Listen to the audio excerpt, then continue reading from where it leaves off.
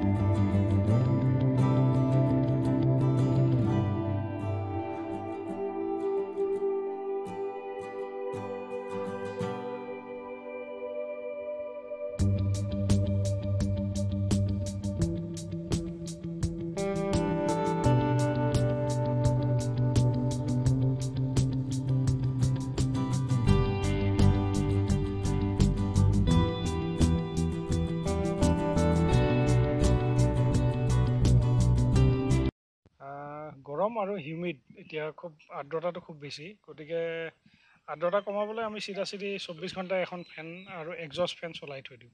আৰু যিবোৰ একেবাৰে সৰু সৰু জন্তু যেনে ধৰক একেবাৰে সৰু চিভেট পোৱালি বা চৰাই পোৱালি, সেইবিলাক আমাৰ যিটো ইনকুবেটৰ বুলি কয় বেবী ইনকুবেটৰ, সেইবিলাকত 24 ঘণ্টাই থোৱা হয় যাতে তাত টেম্পাৰেচাৰ আৰু আৰ্দ্ৰতা হিউমিডিটি সেইটো এটা কণ্ট্ৰল ফিক্স মানে কৰি ৰখা যায়।